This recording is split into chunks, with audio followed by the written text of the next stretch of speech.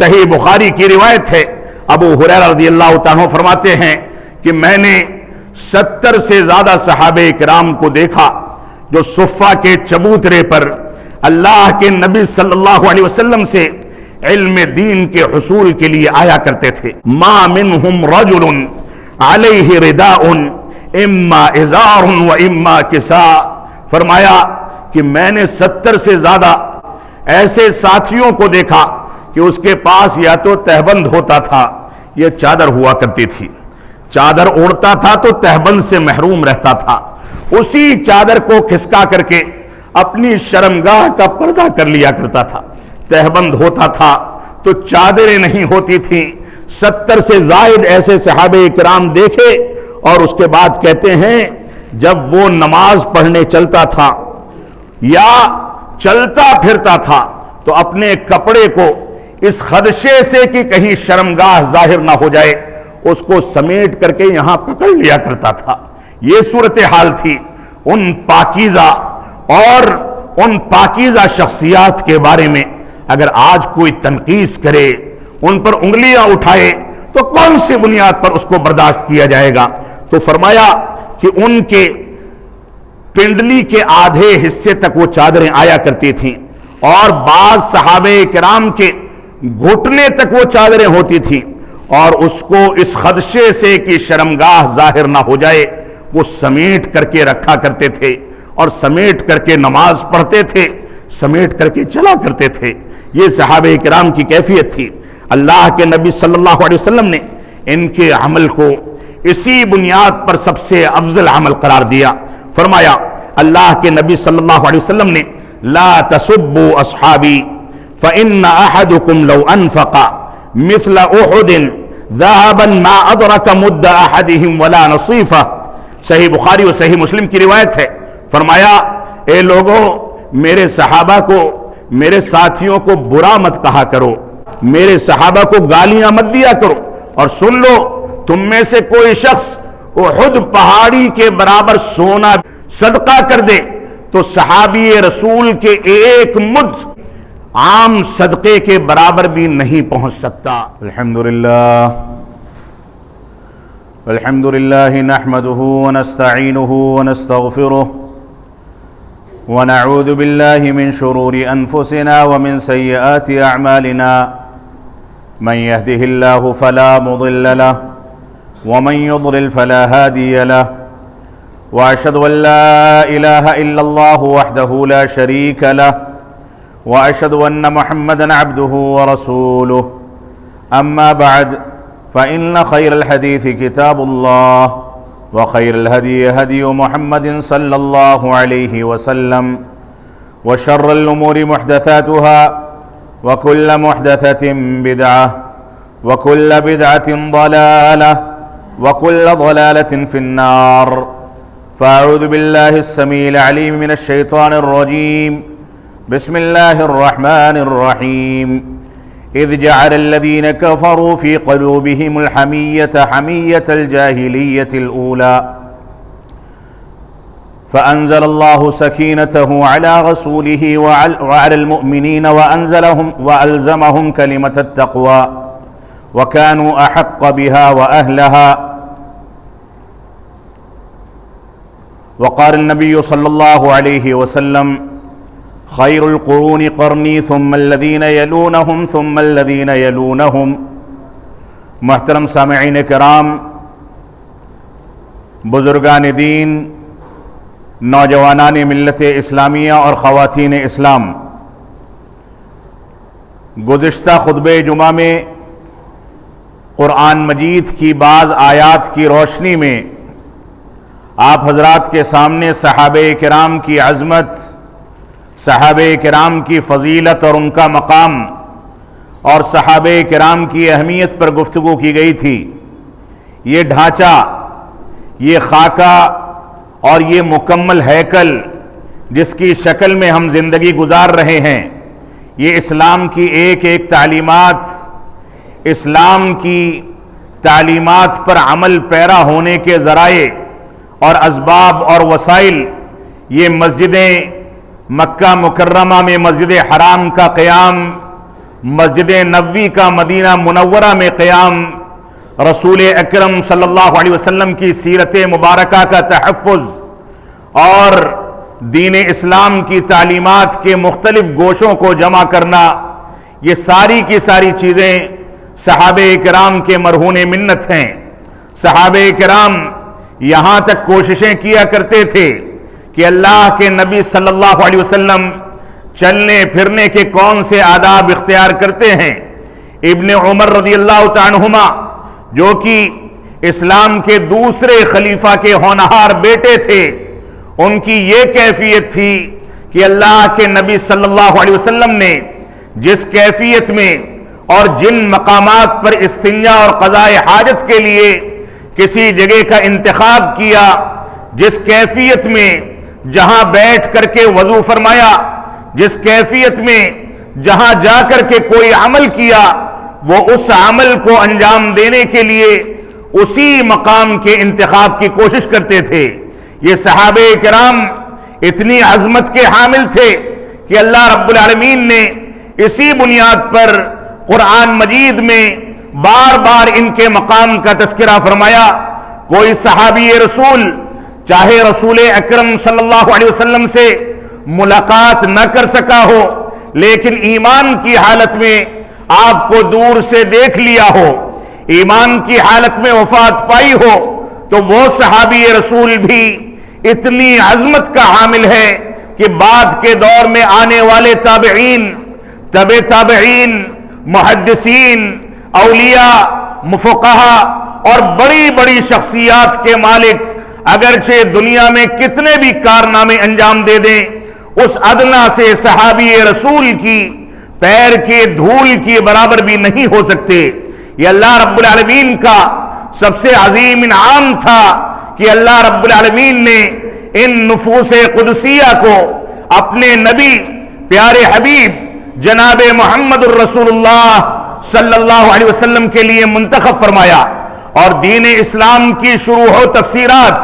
کوئی قرآن و سنت کی روشنی میں کتنی بھی گفتگو کر لے، قرآن و سنت کی روشنی میں کتنے بھی دلائل کا تذکرہ کر لے، قرآن و سنت کی کتنی بھی تعبیرات پیش کر لے، اگر اس کے یہاں فہم صحابہ موجود نہیں ہے، فہم صحابہ کے مطابق وہ قرآن و سنت کو نہیں سمجھتا، صحابہ کرام نے کس انداز سے کون سی آیت کو لیا، کیسے عمل کیا، کس حدیث کے مطابق کیسے چلے، اگر یہ فہم کسی کے یہاں نہیں ہے تو شریعت اسلامیہ کی روح سے وہ جاہل مطلق ہے، کیونکہ دین کی بنیاد فہم صحابہ پر قائم ہے۔ قرآن و سنت کو فہم صحابہ کے مطابق سمجھنا یہ قرآن و سنت کو سمجھنے کی بنیادی شرط ہے۔ اس وجہ سے ہماری ذمہ داری ہے کہ ہم صحابہ کرام کے فہم کو سمجھیں، صحابہ کرام کا احترام کریں، صحابہ کرام کے مقام کو سمجھیں۔ جو آیت کریمہ میں نے آپ کے سامنے تلاوت کی سورۃ الفتح کے اندر اللہ رب العالمین ارشاد فرماتا ہے اذ جعل الذین کفروا فی قلوبہم الحمیۃ حمیۃ الجاہلیہ، یہ کفار،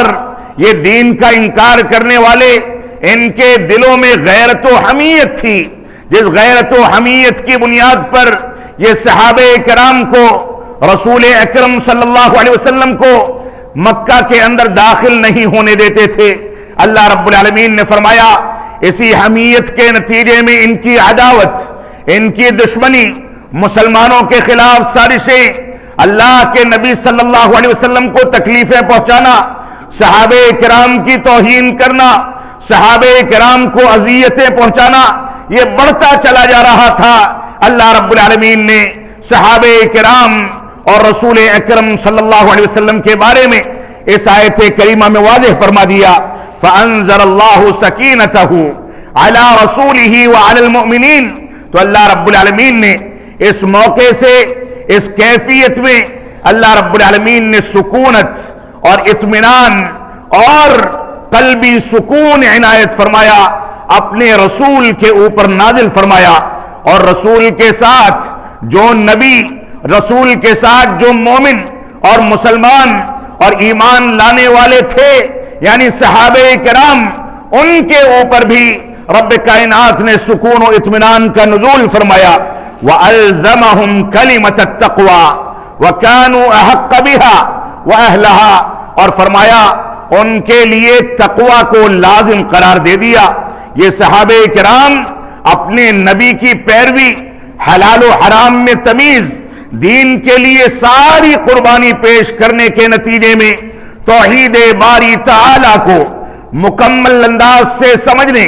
اتباع رسول پر مکمل طریقے سے چلنے اور دین کی تمام بنیادوں کو مکمل طریقے سے اختیار کرنے کے نتیجے میں اتنے زیادہ پاکیزہ تھے کہ اللہ رب العالمین نے فرمایا وَأَلْزَمَهُمْ كَلِمَةَ التَّقْوَى وَكَانُوا أَحَقَّ بِهَا وَأَهْلَهَا، کہ اللہ رب العالمین نے ان کے لیے تقوی کو لازم کر دیا. وَكَانُوا أَحَقَّ بِهَا، اور فرمایا یہ اس بات کے مستحق تھے کہ ان کے لیے تقوی کو لازم کیا جائے. وَأَهْلَهَا، اور یہ اہل تقوی میں سے تھے.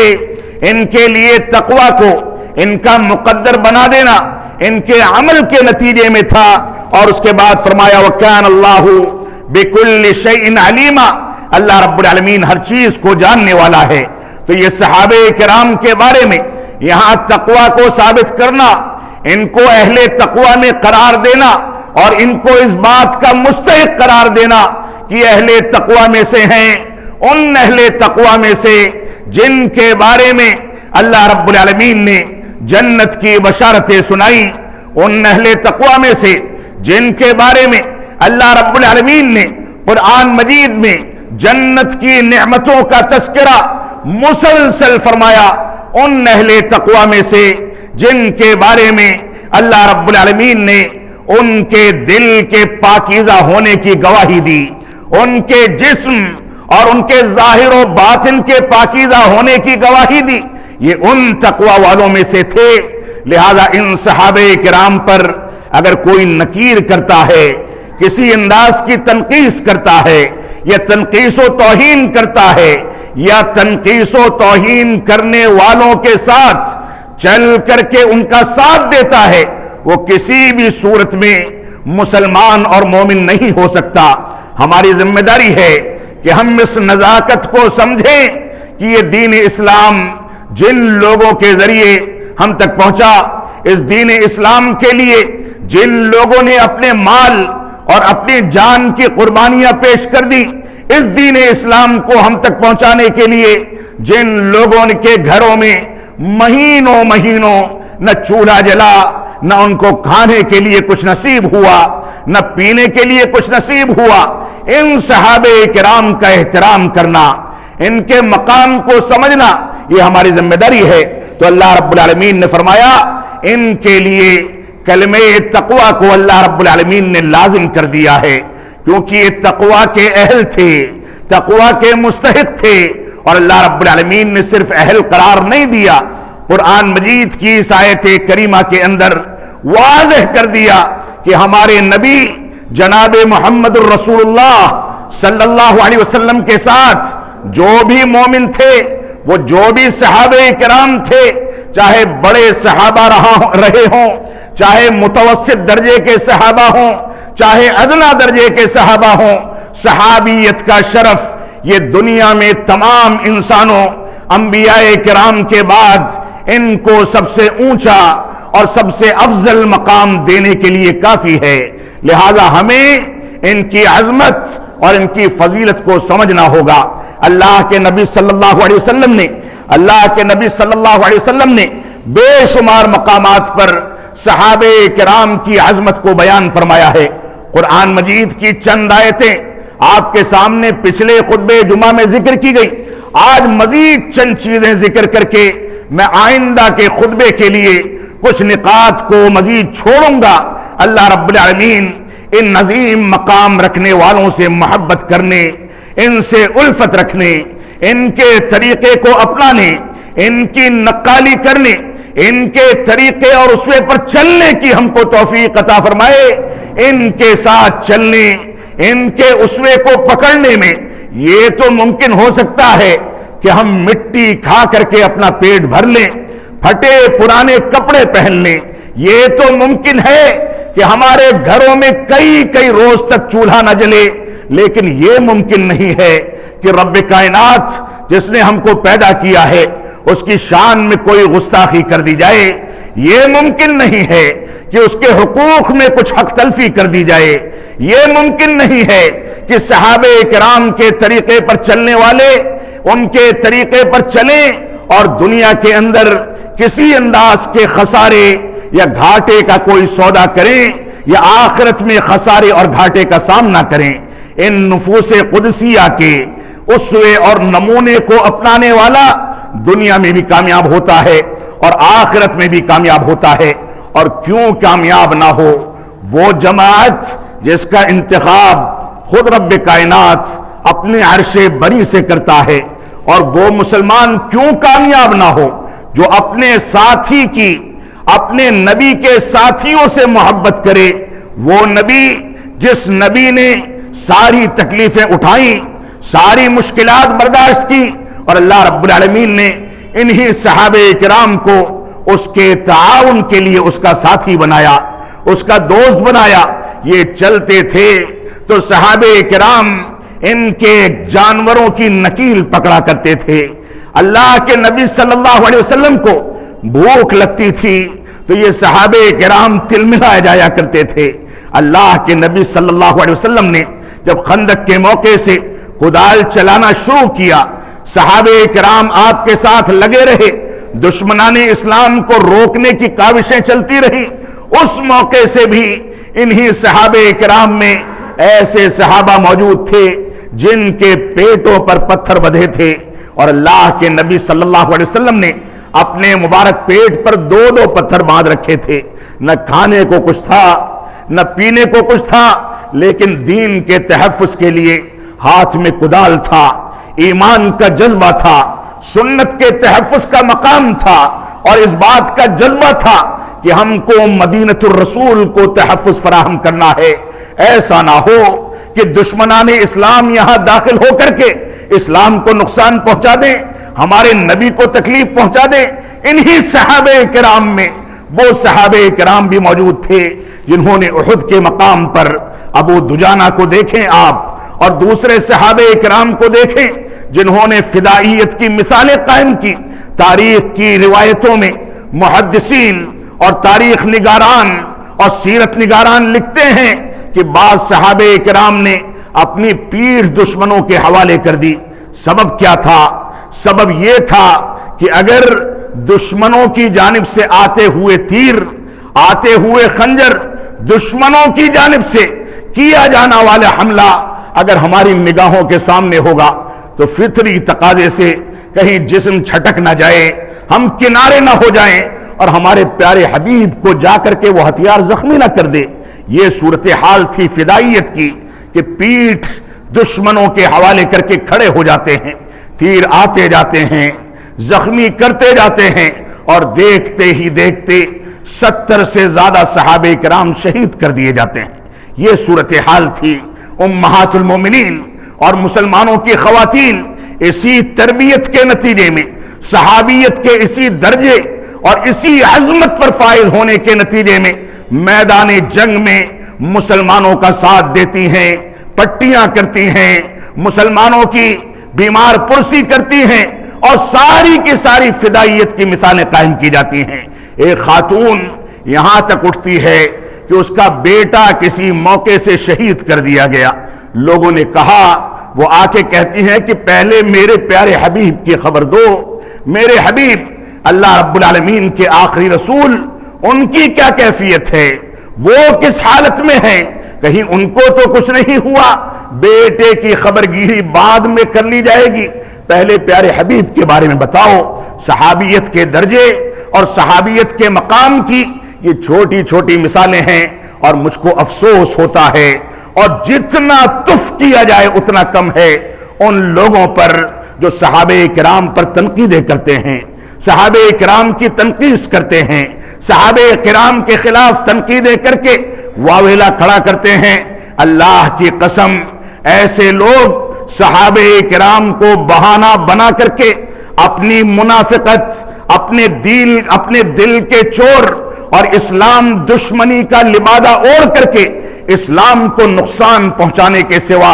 اور کچھ نہیں کرتے۔ ہماری ذمہ داری ہے کہ ہم صحابہ کرام کے مقام کو سمجھیں۔ اللہ کے نبی صلی اللہ علیہ وسلم نے صحابہ کرام کے بارے میں فرمایا، خیر القرون قرنی ثم الذین یلونہم ثم الذین یلونہم، سب سے بہتر زمانہ میرا زمانہ ہے۔ میں چلتے پھرتے، اٹھتے بیٹھتے، کھاتے پیتے، سفر کرتے، عمرہ اور حج کو انجام دیتے، ہر موقع پر تمہاری رہنمائی کر دیتا ہوں، اور اگر رہنمائی کا امکان نہیں ہے تو ساتویں آسمان سے وحی کا نزول کر کے اللہ رب العالمین باخبر کرتا ہے کہ اس موقع پر کیا فیصلہ کیا جائے۔ اس سے قیمتی دور، اس سے پاکیزہ دور دنیا نے نہ کبھی دیکھا ہے نہ کبھی دیکھ سکتی ہے۔ تو اللہ کے نبی صلی اللہ علیہ وسلم نے فرمایا، سب سے بہتر زمانہ میرا زمانہ ہے،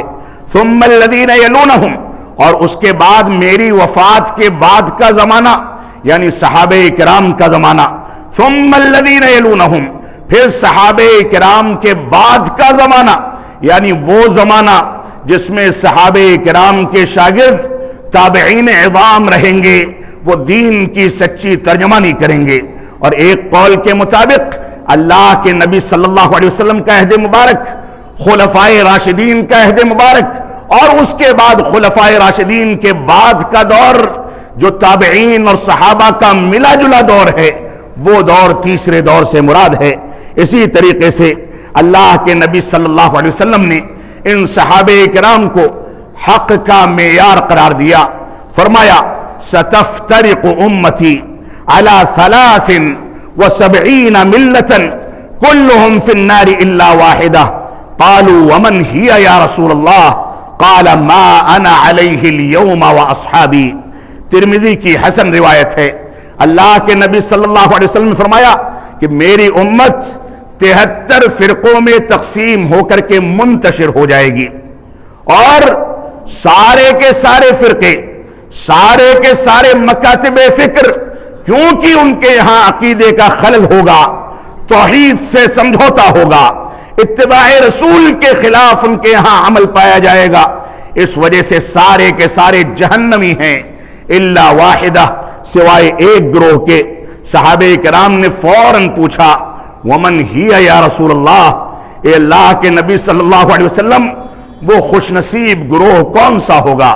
جس کو اللہ رب العالمین نے جنت کی بشارت دی، جس کو فرقہ ناجیہ قرار دیا، جس کے بارے میں خوشخبریاں سنائیں کہ قیامت تک یہ لوگ حق پر قائم رہیں گے؟ تو اللہ کے نبی صلی اللہ علیہ وسلم نے فرمایا ما انا علیہ اليوم واصحابی، آج میں جس طریقے پر قائم ہوں وہ طریقہ اور جس طریقے پر میرے صحابہ میرے ساتھی قائم ہیں وہی طریقہ راہ نجات ہے، دنیا کے اندر عزت و وقار کا ذریعہ، آخرت میں کامیابی کا ذریعہ، جنت تک پہنچنے کا راستہ، یہ صحابہ کرام کا طریقہ ہے، اس کے علاوہ کسی کا طریقہ نہیں ہو سکتا۔ دین اسلام میں قال اللہ اور قال رسول کی صدائیں بلند کی جاتی ہیں، یہ نہیں برداشت کیا جا سکتا کہ فلاں امام نے کیا کہا ہے، فلاں امام کا کیا فتویٰ ہے۔ اگر قال اللہ اور قال رسول کی صداؤں کو صحابہ کرام کے فہم پر سمجھا جائے تو یہی دین کی مکمل تعبیر ہے۔ اسی تعبیر کو لے کر کے اگر مسلمان چلے گا تو کامیاب ہوگا، ورنہ ناکام ہوتا چلا جائے گا۔ اسی طریقے سے صحابہ کرام کو سب سے زیادہ پاکیزہ جماعت قرار دیا گیا۔ عبداللہ بن مسعود رضی اللہ تعالیٰ عنہ فرماتے ہیں، مشکات المصابیح کی روایت ہے، محدثین نے اس کو صحیح قرار دیا۔ فرمایا عبداللہ بن مسعود رضی اللہ تعالیٰ عنہ نے، من کان مستنن فلیستن بمن قد مات، جس کو کوئی اسوہ اور نمونہ پکڑنا ہے وہ ان لوگوں سے اسوہ اور نمونہ پکڑے جو گزر چکے ہیں۔ زندہ لوگوں کے ویوز دیکھ کر کے، یوٹیوب چینل پر ان کو سن کر کے اور ان کے لائکس دیکھ کر کے حق و باطل کی تفریق کرنے کا تصور شریعت اسلامیہ میں نہیں ہے۔ معاف فرمائیں گے، یہ طریقہ ہمارے اسلاف کا نہیں رہا۔ فرمایا جس کو اسوا پکڑنا ہے وہ گزر جانے والے لوگوں سے اسوا پکڑے، کیونکہ زندہ شخص کتنے بھی بڑے مقام کا حامل ہو، کتنے بھی اونچے منصب پر چلا جائے، دنیا میں کتنی بھی شہرت ہو جائے، یہ فتنے سے محفوظ نہیں ہو سکتا، یہ فتنے میں مبتلا ہونے کے خطرے سے محفوظ نہیں ہو سکتا۔ اور اس کے بعد فرمایا اولئک اصحاب محمد صلی اللہ علیہ وسلم، جو لوگ گزر گئے ان میں سب سے افضل وہ لوگ ہیں جو اللہ کے نبی صلی اللہ علیہ وسلم کے ساتھی ہیں۔ کانوا اول هذه الامہ، یہ اس امت کے افضل ترین لوگ تھے۔ ابرہا قلوبا، دلوں کے بہت زیادہ صاف تھے، دلوں میں کوئی بات ہو زبان پر کچھ کہیں اندر کچھ رکھیں، ظاہر کچھ اور کریں، اس کا تصور بھی ان کے یہاں نہیں تھا، تو یہ دلوں کے صاف تھے۔ وَأَعْمَقُهَا عِلْمًا، علم کو گہرائی کے ساتھ حاصل کرنے والے، اتنی گہرائی کے ساتھ کہ اللہ کے نبی صلی اللہ علیہ وسلم کے مبارک چہرے پر وفات سے پہلے آپ کی مبارک داڑھی میں کتنے بال پکے تھے، صحابہ کرام اس کو گن کر کے رکھا کرتے تھے۔ مبارک سر میں کتنے بال پکے ہیں اس کی گنتی کر کے رکھا کرتے تھے۔ اتنے زیادہ گہرے علم کے حامل تھے کہ اللہ کے نبی صلی اللہ علیہ وسلم جب چلتے تو کیفیت کیا ہوتی، نماز پڑھتے تو کون سی کیفیت میں ادا کرتے، روتے تو آواز کیسے نکلتی، آپ کھانا کھاتے تو اس کے آداب کیا تھے، ہر چیز کو صحابہ کرام نے ازبر کر کے رکھا تھا، نقالی کرتے تھے، اور دوسرے صحابہ کرام تصدیق کرتے تھے کہ ہاں تم نے من وعن اپنے پیارے حبیب کی نقالی کی ہے۔ یہ صورتحال تھی، اتنا گہرا علم تھا۔ اور اس کے بعد فرمایا وَأَقَلَّهَا تَكَلُّفًا، تکلف کے لحاظ سے یہ سب سے زیادہ کم تکلف کرنے والے، ٹی وی اسکرین پر آنے کے لیے میک اپ کرنا جو آج کے دور کی ریت بن گئی، اور اسی طریقے سے دعوت و تبلیغ کے میدان میں تکلفات کرنا، یہ ہمارے اسلاف کے اندر کہیں نہیں پایا جاتا تھا۔ تو یہ سب سے کم تکلف کرنے والے، اتنا کم تکلف کرنے والے کہ ان کے کپڑوں میں پیبند کاری کی کتنی کیفیت ہے، کتنے پیبند لگے ہیں، کتنے جوڑ لگے ہیں، دوسرے صحابہ اس کو گن لیا کرتے تھے۔ تکلفات اتنے کم تھے کہ چلتے پھرتے راستے پر بیٹھ گئے، چلتے پھرتے کسی کی خدمت کر دی، دوسرے کا سامان اٹھا لیا، دوسرے کو کما کر کے کھلا دیا، یہ صورتحال تھی۔ تو سب سے کم تکلف کرنے والے اختارہم اللہ لصحبت نبیہ، اللہ رب العالمین نے ان کو اسی وجہ سے اپنے نبی کی صحبت کے لیے منتخب فرمایا تھا، وَلِإِقَامَةِ دِينِهِ، اور اپنے دین کو قائم کرنے کے لیے ان کا انتخاب فرمایا تھا۔ اسی طریقے سے ان کی ایک دردناک کیفیت وہ بھی سن لی جائے جو ابو ہریرہ رضی اللہ عنہ کی ایک روایت کے اندر موجود ہے، صحیح بخاری کی روایت ہے۔ ابو ہریرہ رضی اللہ عنہ فرماتے ہیں کہ میں نے 70 سے زیادہ صحابہ کرام کو دیکھا جو صفہ کے چبوترے پر اللہ کے نبی صلی اللہ علیہ وسلم سے علم دین کے حصول کے لیے آیا کرتے تھے۔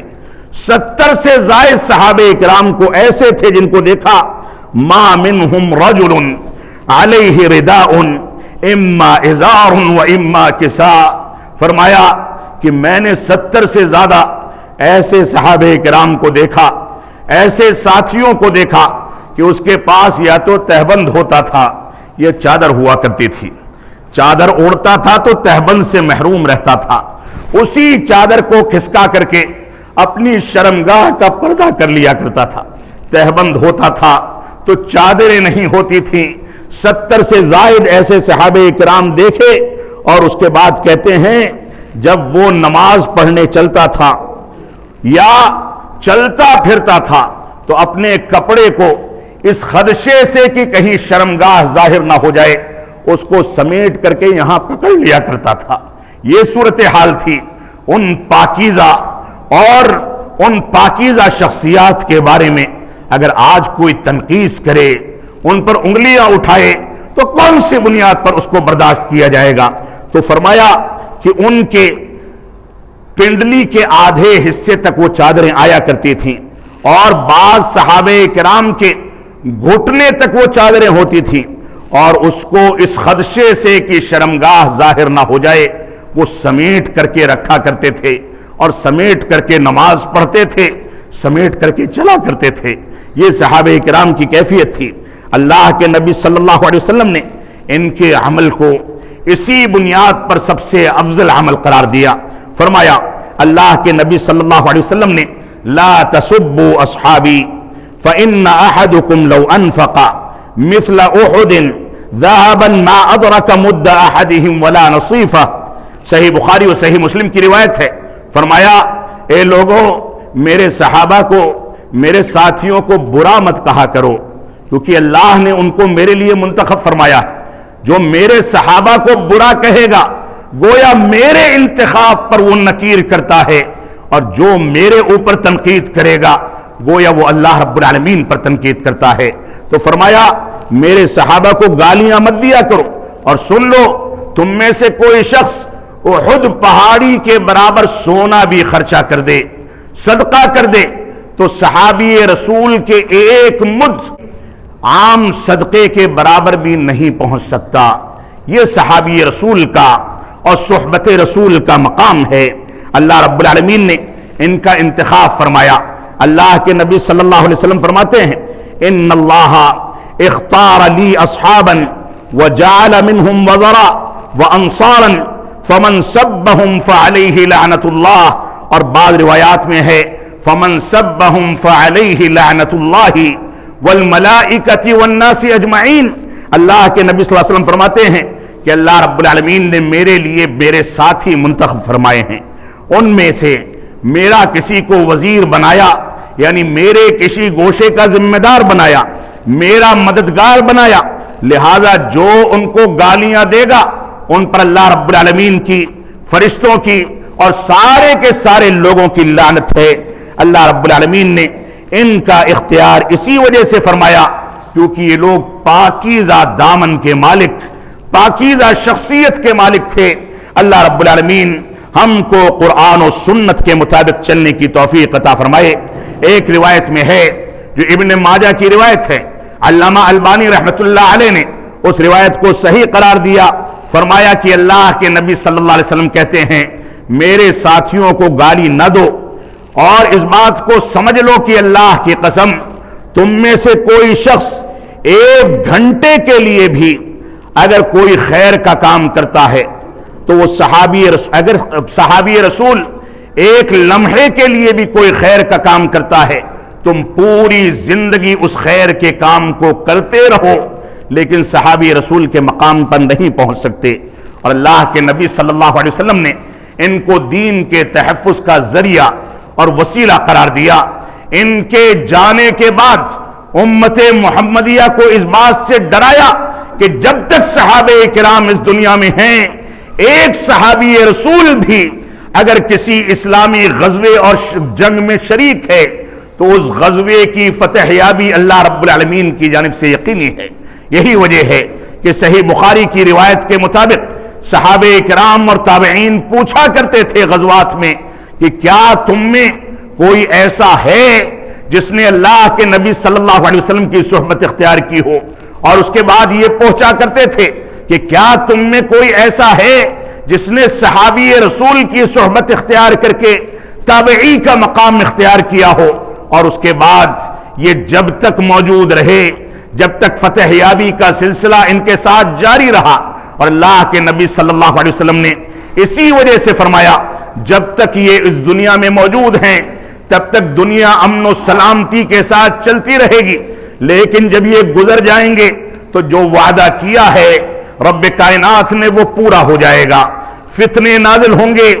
لوگ جنگ و جدال میں پڑ کر کے اپنا خسارہ اور نقصان کریں گے، فتنوں میں مبتلا ہو کر کے دین اسلام کو نقصان پہنچایا جائے گا۔ یہ صحابہ کرام کی برکتیں تھیں کہ صحابہ کرام کے ذریعے نہ ان کے پاس ہتھیار تھا، نہ وسائل تھے، نہ سواریاں تھیں، نہ کھانے پینے کا سامان تھا، اس کے باوجود جب ان کا وجود کہیں کے لیے گیا یا کہیں یہ آگے بڑھے تو اللہ رب العالمین نے ان کی برکتوں کے نتیجے میں مسلمانوں کے لیے فتح کے دروازے کھول دیے۔ اللہ رب العالمین آج ہم کو اس بات کی توفیق عطا فرمائے کہ ہم صحابہ کرام کے اسوے کو پکڑ کر کے اپنے لیے دنیا میں کامیابی کے اسباب پیدا کریں۔ اللہ کی قسم، کوئی صحابہ کرام کے اسوے کو چھوڑ کر کے نہ دنیا میں کامیاب ہو سکتا ہے نہ آخرت میں کامیاب ہو سکتا ہے۔ اللہ رب العالمین ہم کو ان کی زندگیوں سے اسوہ پکڑنے، ان کے عمل کے مطابق اپنے عمل کو ڈھالنے کی توفیق عطا فرمائے۔ ہم جب تک جئیں تب تک اسلام پر جئیں، جب ہمارا خاتمہ ہو تو ایمان پر ہو۔ بارک اللہ لنا ولکم فی القرآن المجید ونفعنی وإیاکم بالآیات والذکر الحمید انہ تعالی جواد کریم ملک بر الرؤوف الرحیم۔